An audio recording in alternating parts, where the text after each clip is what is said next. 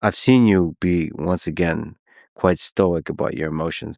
You ever get angry? You ever get lonely? You ever get sad? The roller coaster of human emotion. And what do you do with that when you make difficult decisions? I'm a human being like everybody else. I do get to experience emotions. Some of them are not very pleasant. But I believe that it's the responsibility of every one of us to cope with these emotions and to learn to work through them. Self-discipline is particularly important because without it, how can you overcome this seemingly endless loop of negativity or despair that ultimately leads to depression for some people? I normally never have depression. I don't remember having depression in the last 20 years at least. Maybe when I was a teenager. But one of the reasons for that is I start doing things. I identify the problem, I can see a solution, and I start executing the strategy. If you are stuck in this loop of being worried about something, nothing's ever going to change. And people often make this mistake thinking, oh, I should just have some rest and then regain energy. This is not how it works. You gain energy by doing something. So you start doing something, then it happens. You feel motivated, you feel inspired. And then ultimately you do something else, a little bit more, a little bit more. And in a few years, who knows, you may end up achieving great things. Yeah, that's the thing that people really confuse. If you're stuck in a depressive cycle, even when you really, really, really, really don't want to do anything, just do something. Try to make progress, because the good feeling comes in the end of that. The whole point is to do first and then feel, not feel and then do. Exactly. And going to the gym is a good example. There are many days when you don't want to start working out. But you have to overcome this initial reluctance. And then you get to a point that you enjoy it. And you think, oh my God, it was such a good idea to come to the gym today. But it's similar to pretty much every activity. You get to write some code. Write a small piece of code first. And then you get inspired. Then you'll come up with more ideas. You need to write a novel or just write a paragraph.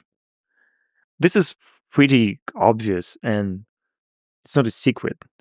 But because we are bombarded with all kinds of information that is not really important for us in terms of becoming successful, we often forget the important things. And this is one of them. We've been working out every single day. You have been working out for many years pretty intensively. So I think a lot of people would love to know, what's your perfect daily workout regimen? Let's say on a weekly basis. I do 300 push-ups and 300 squats every morning. And in addition to that, I go to the gym normally 5-6 times a week, spending between 1 and 2 hours every day. So push-ups and squats are still a big part of your routine. Yes, this is how I start my day. I'm not sure they do a lot in terms of changing your body, but they're definitely a good way to practice self-discipline. Because you don't want to do these push-ups in the morning most of the days. Squats are particularly boring. They're not that hard. They're just boring. But you overcome it. And then it's much easier to start doing other things related to your work, for example. When I can, I also take an ice bath because it's another exercise of self-discipline. I think the main muscle you can exercise is this muscle, the muscle of self-discipline. You know, not your biceps or your pecs or anything else. Because if you get to train that one, everything else just comes by itself. Yeah, everything else becomes easy. We should mention, I went with you to Banya, and I think it's fair to say you're nuts. in terms of how much you can handle. And I didn't even see the worst of it. Can you just speak to the your crazy escapades in the banya? What value you get from it? So both the heat and the cold. I don't know if it's crazy. I think it's quite natural and normal by this time, Yeah, but maybe I could just got used to it. So banya is this extreme kind of sauna practiced by Eastern Europeans, yeah. but it is done in a way that maximizes heat, and they also use all kind of herbs and branches, and it's a much more holistic and natural experience. Then a necessary part of it is you get the cold plunge, and then you go back. And again, this is one of those things that maybe in the moment is not always that pleasant, particularly if you go to extreme temperatures. You don't feel great. I don't always feel great, but this feeling is passing. It's only a few minutes. Same with the ice bath. You have to suffer a bit, and then you get to feel great for hours and days after. What's more, it gives you this long-term health benefits. In a way, you can look at it as alcohol in reverse. Alcohol will give you this short, fleeting pleasure for an hour, for a couple of hours, but then you will be paying for it with long-term negative consequences. I'd rather do banya in ice bath. We swam the length of a large lake in France a couple times. Can you talk through why you value these multi-hour swims? Yeah, I left swimming for hours. The longest I swam was 5.5 hours in Finland. It was quite cold. I got lost in the process, barely could find my way back. But the reason I do it, yes, you feel great after. You're shaking a little bit, you feel great after. You cross a huge lake, and I cross many lakes. Geneva Lake, Zurich Lake, and every time you feel this achievement, which makes you happy, makes you feel strong, and then you're more ready to other challenges. And of course, when you know you're going to start a journey that will last a few hours, you're reluctant to do it. But you swim for 10 minutes, and then for 20 minutes, and then for 30 minutes. And it teaches you this incredible patience that I think is necessary if you want to achieve anything in life. And it's pretty meditative. Lake versus ocean. Yes, and you don't have to go too fast. Yeah. You can be slow and enjoy the moment.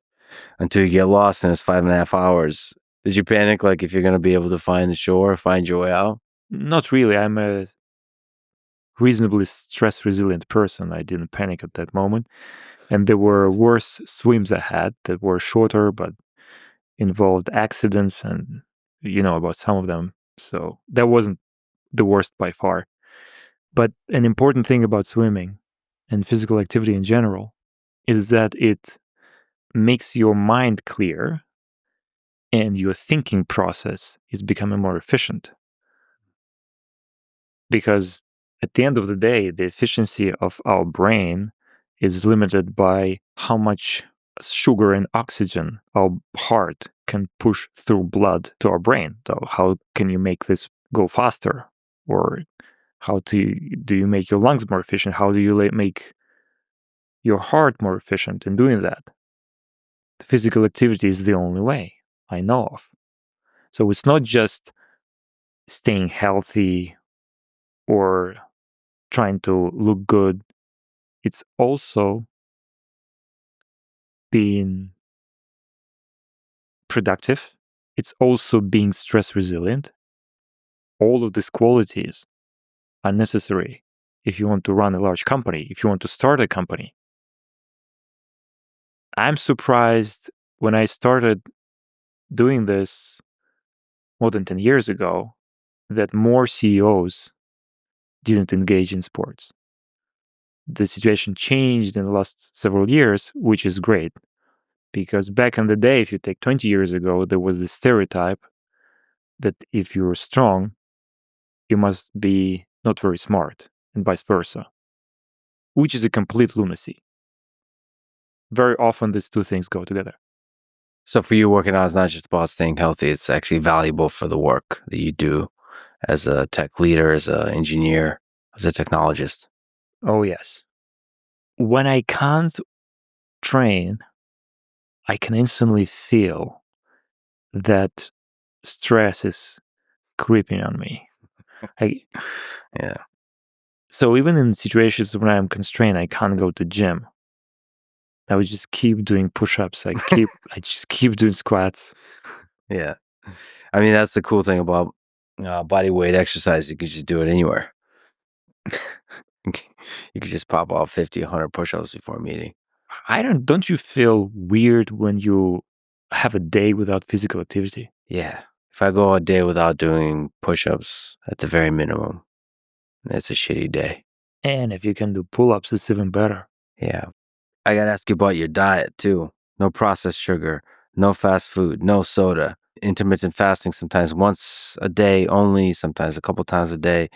So take me through your philosophy on the no sugar, no soda, just clean food.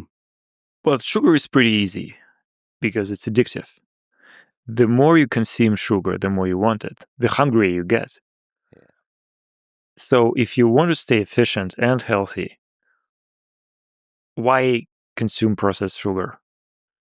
You'll just end up snacking all the time. Intermittent fasting, so eating only within 6 hours and not eating for 18 hours every day, also brings structure into your day and into your eating habits. So you don't crave sugar anymore, because if you eat sugar and then you're unable to snack, you're just punishing yourself. I read a few books on longevity. I think something everybody agrees on is that sugar is harmful. No, I'm not militant about sugar. Like, you can eat berries, fruit, if you feel your body needs it. But it's not true to think it's necessary to consume sweet things. Not for children, not for adults. Red meat, I stopped eating it about 20 years ago because I just felt heavy every time I had it. So I guess it's individual. It's my metabolism, my digestive system isn't agreeing with this kind of food. So I normally eat seafood of all kinds and vegetables. This is the basic source of calories for me. Yeah, and like all things, you said short-term pleasure isn't worth your future. So a lot of things we all know that alcohol is destructive to the body, tobacco, pills, processed food, sugar, but society puts that on you, makes it very difficult to avoid. So I guess it all boils down to just discipline. Yes, and trying to identify the real cause of an issue you're experiencing. If you're experiencing a headache, one solution would be to take a pill and then the headache disappears. What this pill would actually do in most cases, it would mute the consequence, your feeling of pain. It's a painkiller. It will not eliminate the root cause. So you have to ask yourself, what is it that is causing this headache? Do I need to drink some water? Is the air quality here bad? Do I need to start getting more sleep? Is there something wrong with people around me? They're stressing me out. There must be some reason why you're experiencing a headache. But if you take a pill, you're not removing this reason. You're actually making it worse. Because this harmful factor is still there. It's like you're piloting a helicopter and there's some red signals, and red lamp starts to blink, and it starts producing bad, unpleasant noise, what would you do? You would try to figure out the cause and eliminate it. Maybe there's some mountain next to you and you have to avoid it. Or you take a hammer and smash the signal. I think the good answer is quite obvious. So why are we constantly doing this regardless? Oh, because everybody else is doing it. Because there's a whole industry trying to persuade you that this is the right thing to do. So it's incredibly important to analyze yourself and try to get to the bottom of things. So you generally try to avoid all pills, all pharmaceutical products. Yes, I've been staying away from all of that since I became an adult. When you're a teenager, your mom would typically say, "We need to take this pill, otherwise, the world collapses." Yeah. Once I became a grown-up, I said, no, I don't think that the producers of pill are incentivized in the right way. They're not really interested in eliminating the root of the problem. They would rather have me dependent on the pills they're producing, so that I could buy them forever. And then I also realized, no, I'm not saying that you should never take pills. There are obviously some diseases that you can only fight with antibiotics, for example. So I'm not suggesting we go back to the Middle Ages. But what I'm saying is we overuse pills. Yeah, it's always good to study and deeply understand the incentives under which the world operates so that you don't get swept up into the forces that operate under these incentives. And Big Pharma is certainly one of them.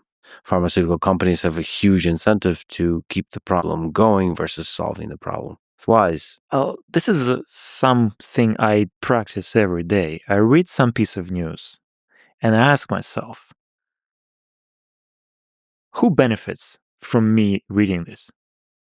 Then you can end up coming to this conclusion that maybe 95% of things we read in the news have been written and published because somebody wanted you to buy some product, support some political cause, fight some war, donate some money.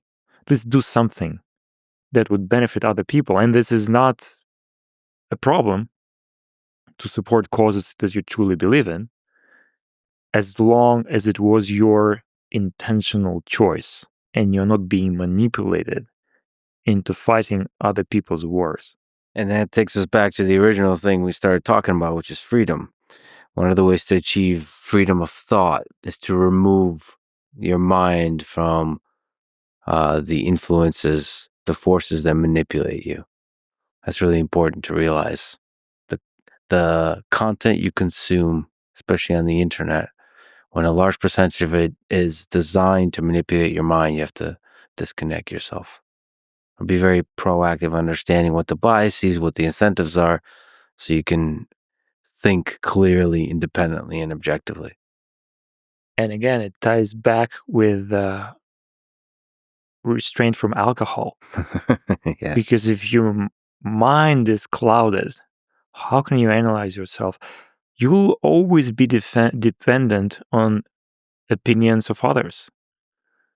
You will always follow the mainstream. And then whatever the authorities or whoever in charge will tell you, you'll believe it. Because you don't have a tool of your own to rely on to come to your own conclusions. I have to ask you, this is something that came up. You don't watch porn. I don't think I've heard you talk about this before. What's the philosophy behind not watching porn? There's a lot of people that talk about porn in general having a very negative effect on young men, on their view of the world, on their development of their sexuality, and how they get into relationships and all that kind of stuff. So what's your philosophy in not consuming porn? I don't watch porn because I just feel it's a surrogate, a substitute for a real thing that is not necessary in my life. If anything, it just forces you to exchange some energy, some inspiration to a fleeting moment of pleasure. Doesn't make sense. And in any case, as I said, it's not the real thing. So as long as you can access the real thing, you don't need to watch porn. But then if you can't access the real thing, you shouldn't watch porn as well, because it means there's some deficiency in your life, some problem that you have to overcome. Yeah, analyze the underlying cause. And again, this goes back to the theme of investing in long-term flourishing versus short-term pleasure. There's a theme to the way you approach life. I try to be strategic. I try to act under assumption that I'm not going to die in 1 hour from now, and I'm going to stick around for a bit, despite the fact that we are all mortal. So why would I exchange the mid and long term for the short term? Doesn't make any sense.